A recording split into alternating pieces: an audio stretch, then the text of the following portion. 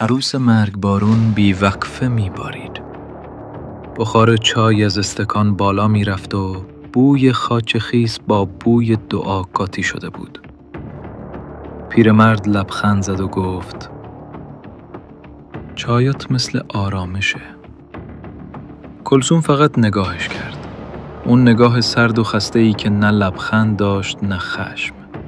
فقط خالی بود. نیم ساعت بعد بخار هنوز از استکان بلند می شد، اما نفس اون مرد نه. همه گفتن ایست قلبی. هیچ کس شک نکرد. فقط یه زن مذهبی با چادر و گلدار و صدای آروم داشت گریه می کرد، اما اون گریه ها اولین رد یه سایه بود. سایه‌ای که پشت هر لبخند و هر دارا بوی دارو و مرگ می داد. چند ماه بعد یه دفترچه پیدا شد. جلد چرمی با خطی تمیز نوشته بود: دفتر مهربونی. ولی توی صفحه‌هاش خبری از مهربونی نبود. فقط اسم بود، سن بود، تاریخ بود و زیر هر اسم یه علامت ضرب در. پلیس اون روز فهمید ماجرا تازه شروع شده. هیچ کس ندید کلثوم بخنده. ولی هر بار که یه پیرمرد تنها با لبخند مهریه‌شو میداد، مرگ یه قربانی دیگه امضا میشد.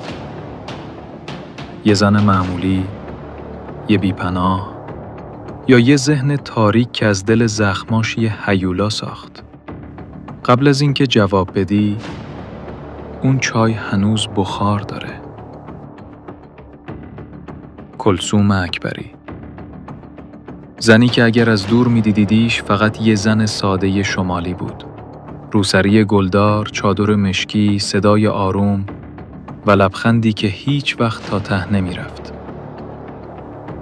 اما زیر همون لبخند یه گذشته خاکستری نفس می‌کشید. اون تو دهه 40 شمسی توی روستایی نزدیک بابل به دنیا اومده بود. خونش چوبی بود، پر از بوی دود بخاری و صدای بارون که از سقف میچکید. پدرش کارگر ساده بود. مادرش همیشه خسته. هیچ کدوم نفهمیدن اون دختر لاغر و ساکت قراره یه روز اسمش توی پرونده‌های پلیس بیاد. 11 سالش بیشتر نبود که گفتن شوهرش دادن. مردی 3 برابر سنش، ساکت، سرد و از اونهایی که همیشه چیزی در نگاهشون خاموشه. کلثوم اون موقع نمیفهمید معنی تنهایی چیه. اما اون شب وقتی برای اولین بار صداش شکست، یه چیزی تو دلش ترک برداشت. ترکی که هیچ وقت ترمیم نشد. سالها بعد شوهرش مریض شد و مرد. یه بچه براش موند. یه پسر کوچیک. و دنیایی که دیگه جایی برای زن تنها نداشت. اون وقتها تو روستا زن بیمرد یعنی نگاه ترحم، یعنی شایعه، یعنی سکوت. کلثوم سکوت رو انتخاب کرد. ولی اون سکوت کم کم شد پناهگاهش، بعد شد نقابش و آخرش شد سلاحش. از روستا به شهر رفت. توی مجالس زنونه رفت و آمد می‌کرد. دعا می‌خوند، نذری می‌داد و همیشه آماده کمک بود.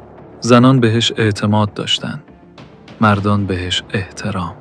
اما انگار هر بار که کسی بهش نزدیکتر می‌شد، یه جایی توی دلش می‌لرزید.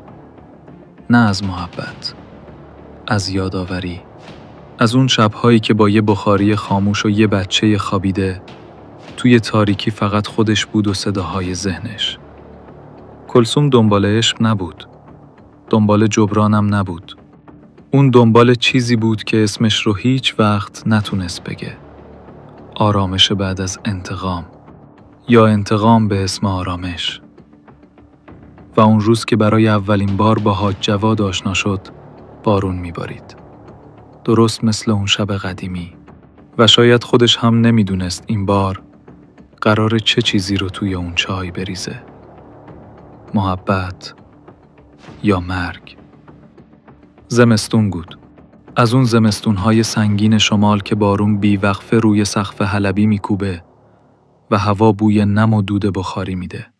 کلثوم چند سالی بود توی ساری زندگی میکرد. تو محله همه میگفتن زن مؤمن و آرامیه. اهل دعا و کمک به فقرا. هیچ کس یادش نمیاد صدای بلند ازش شنیده باشه. همه چیز ظاهراً معمولی بود. اون روزی که حاج جواد به محله اومد. حاج جواد مردی 70 ساله با چهره آفتاب سوخته و دلی خسته از تنهایی. همه بچه‌هاش خارج از کشور بودن. خودش مونده بود با مغازه‌های اجاره‌ای و یه ویلای نیمه خالی تو جاده نوشهر. یه روز از طریق یه زن واسطه با کلثوم آشنا شد. گفتن زنی متین، بی‌پناه اما با ایمان. حاج جواد گفت آدم باید آخر عمرش یه همدم داشته باشه، نه فقط دیوار و بخاری. و اون شب همون زن آروم با چادر گلدارش برای اولین بار پا گذاشت توی خونه اون مرد. چیز خاصی نبود. 2 استکان چای، چند جمله کوتاه و یه لبخند محتاط از هر دو طرف. اما اون لبخند شروع یه مسیر تاریک بود. از اون روز کلثوم گاهی زنگ میزد، میپرسید حالش چطوره، براش سوپ میبرد، دعای شفا میخوند. همسایه ها میگفتن خدا خیرش بده. زنیه که هنوز محبت بلده. اما یه شب حاج جواد به یکی از مغازه‌دارا گفته بود یه حس عجیبی دارم. این چایاش یه طعم خاصی داره. نه بد نه خوب. یه جور تلخی آشنا. مغازه‌دار خندیده بود و گفته بود پیر شدی حاجی. همه چی تلخ میچشه. و هیچ کس نفهمید اون جمله ساده آخرین گفتگوی زنده حاج جواد بوده. صبح وقتی همسایه ها در زدن بخار از استکان ها هنوز بالا می رفت. اما اون مرد همونطور که روی تخت دراز کشیده بود دیگه نفس نمی کشید. پزشک اورژانس گفت ایست قلبی، طبیعی، سن بالا، فشار خون، خستگی. پرونده بسته شد. اما فقط یه چیز کوچیک فرق داشت. سند یکی از مغازه ها شب قبل از مرگ به اسم کلثوم خورده بود. کسی توجه نکرد. هیچ کس شک نکرد. اما همون اتفاق ساده مثل یه سنگ کوچیک توی رودخونه مسیر آب رو عوض کرد. و کلثوم برای اولین بار فهمید مرگ چقدر بی صدا میتونه باشه. 3 ماه از مرگ حاج جواد گذشته بود. بارون تموم شده بود. اما بوی سردش هنوز توی کوچه های خیس ساری میپیچید. کلثوم رفته بود. خونه رو خالی گذاشته بود و فقط چند تا قاب عکس روی دیوار مونده بود. همه فکر میکردن زندگی عادیه. تا اینکه دوباره از یه شهر دیگه همون قصه تکرار شد. این بار توی قائم شهر مردی بازنشسته به اسم حاج منصور که تنها زندگی میکرد با زنی آشنا شد که اسمش کلثوم بود. همون چادر مشکی، همون صدای آروم، همون چای با عطر گل محمدی و فقط چند هفته بعد همون اتفاق. مرگ بیدلیل، تشخیص پزشک، ایست قلبی و مهریه‌ای که به طرز عجیبی پرداخت شده بود. اما این بار یه چیز کوچیک فرق داشت. یه همسایه، زنی به اسم خانم شفیعی اون شب خوابش نبرده بود.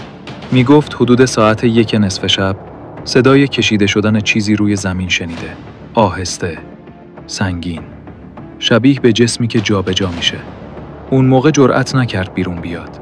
اما چند روز بعد وقتی فهمید حاج منصور مرده، اون صدا مثل پتک افتاد توی ذهنش. پلیس چیزی نگفت. پرونده ها هنوز جدا بودن. هر شهر برای خودش. ولی یه چیز مشترک بود که هیچ کس هنوز متوجهش نشده بود. اسم کلثوم اکبری توی چند دفترخونه با چند امضا با تاریخ‌های نزدیک. یه زن، چند ازدواج، مردهای مسن، مرگ‌های بیدلیل. و درست همون موقع که همه فکر می‌کردن این فقط شایعه است، یه اتفاق غیرمنتظره همه چیزو عوض کرد. یه مرد زنده موند. اسمش حاج احمد بود. اهل محمودآباد. همون سن، همون تنهایی و همون چای شبانه. ولی اون شب یه چیزی فرق داشت. شاید غریزه، شاید ترس. وقتی اون تلخی عجیب رو توی دهانش حس کرد، لیوان رو تا ته نخورد. احساس کرد زمین دور سرش میچرخه. اما با آخرین رمق خودش رو تا دم در رسوند. در رو باز کرد و افتاد وسط حیاط. همسایه ها صدای افتادن رو شنیدن و دویدن بیرون. چند دقیقه بعد آمبولانس اومد. اون زنده موند. و همون زنده موندن راز کلثوم رو زنده کرد. در بیمارستان وقتی به هوش اومد فقط یه جمله گفت: زنم یه چیزی توی چای ریخت. مزه‌ش مثل فلز بود. آزمایش ها جواب دادن. ترکیبی از داروی فشار و دیاسپام مرگاور برای قلب پیر. اون شب برای اولین بار اسم کلثوم اکبری به عنوان مظنون در گزارش پلیس ثبت شد. اما چیزی که پلیس هنوز نمیدونست اینه که اون فقط نوک کوه یخه. در سایه چادر مشکی و لبخند آرام، زنی پنهان بود که نقشه هاشو از قبل نوشته بود. صفحه به صفحه، توی دفتری که اسمش دفتر مهربونی بود. صبح زمستون بود. مه روی جاده ساری خوابیده بود و صدای آژیر پلیس از دور میپیچید. خونه کوچیک توی حاشیه شهر بین باغ پرتقال و مزرعه خیس محاصره شده بود. در رو شکستن. کلثوم اونجا بود. روی یه صندلی نشسته بود. چادر سفید گلدار روی سرش. قرآن کوچیکی توی دستش و نگاهی که انگار از قبل منتظر بود. یکی از مامورا گفت: خانم کلثوم اکبری؟ اون فقط سرش رو بلند کرد. یه لبخند خیلی کم رنگ زد و گفت: من خستم. فقط خسته. هیچ گریه‌ای نکرد. هیچ اعتراضی. انگار سالها دنبال همین لحظه بوده. لحظه‌ای که دیگه لازم نیست چیزی رو پنهان کنه. در اداره آگاهی ساری توی اتاقی سرد با نور مهتابی بازجویی شروع شد. صدای ضبط روشن شد. قلم روی کاغذ آماده بود. بازجو پرسید: شما چند بار ازدواج کردید؟ کلثوم مکث کرد. یه لبخند خشک زد و گفت: فقط خدا میدونه. من گناه نکردم. فقط کمکشون کردم راحت شن. اونجا بود که سکوت شکست. کلماتش بی احساس مثل تیغ هوا رو برید. نه از ترس گفت، نه از پشیمونی. انگار داشت گزارش هوا میداد. 48 ساعت بازجویی طول کشید. نور روشن. بدون خواب. و بالاخره اون قفل درونش شکست. اعتراف کرد. 19 ازدواج، دست کم 10 مرگ. همه با یه الگو. داروی فشار، آرام بخش، چای شبانه، بالش. بعدش هم وضو، دعا، اشک مصنوعی و ناپدید شدن. وقتی بازجو پرسید چرا، کلثوم یه لحظه سکوت کرد. نگاهش به نقطه‌ای روی دیوار دوخته شد. صدای لرزیده‌ای گفت: چون هیچ کس منو ندید. هیچ کس. 3 سال گذشت. زندان ساری بوی رطوبت و فلز میداد. در سلول شماره 12 کلثوم نشسته بود. با چادر سفید. همون که روز دادگاه سرش بود. دیگه پیرتر شده بود. موهاش نقره‌ای. صداش ضعیفتر. اما چشماش هنوز براق بود. هر روز ساعت 5 عصر کنار پنجره کوچیک سلولش می نشست و آسمان رو نگاه می کرد. می گفت: اونجا دیگه قضاوت نمی کنن. فقط نگاه می کنن. بقیه زندانی ها باهاش کاری نداشتن. یه جور احترام خاموش داشت. نه از ترس، بلکه از رمزآلود بودنش. بعضی شبها برایش چای می آوردن. و او لبخند می زد، فنجان را می گرفت، ولی هیچ وقت نمی نوشید. فقط به بخارش نگاه می کرد و می گفت: همین بخار همیشه زودتر از طعمش میره. روزی که خبر اجرای حکم رسید، هیچ کس گریه نکرد.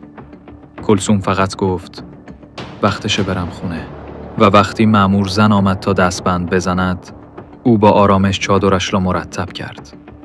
وضو گرفت، قرآن کوچکش را بوسید و گفت: من دعا نمی کنم بخشیدشم.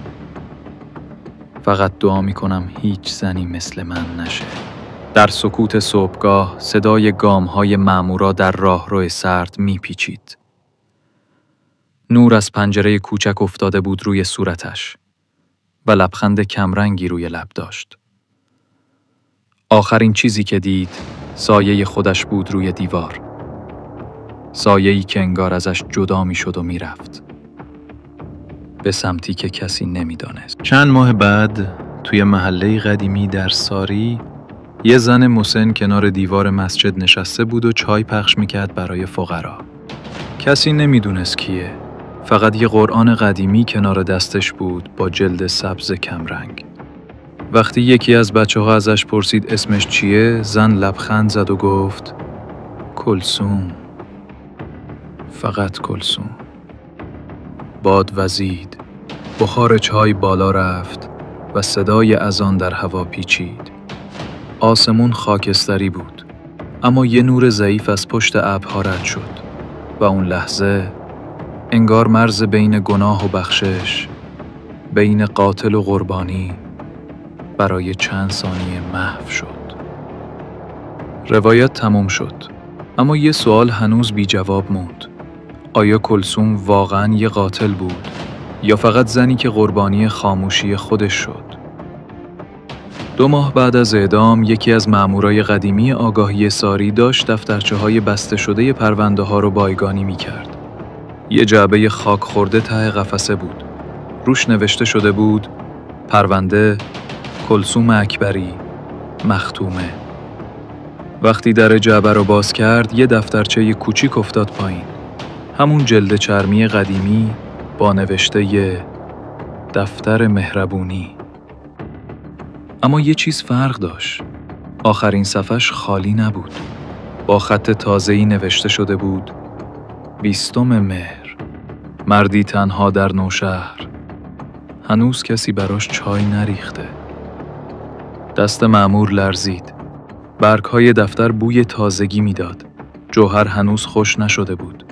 اون به همکارش گفت: تو مطمئنی جسدش سوزونده شد؟ همکارش لبخند زد و گفت: آره، خودم بودم اون شب. ولی یه چیز عجیبه. مکث کرد. یه زن با چادر سفید همون شب دم در زندان وایساده بود. گفت منتظر یه نفره. بعد بین جمعیت گم شد. صدای زنگ تلفن بلند شد از اداره نوشهر. افسر پشت خط گفت: یه پیرمرد تنها. دیشب توی خونش مرده. علت ایست قلبی. اما رو میز یه فنجون چای نیمه خورده مونده بود و همونطور که مأمور به تلفن خیره بود، نور سرد مهتاب افتاد روی دفتر. جوهر آخرین جمله هنوز برق میزد. من برمیگردم.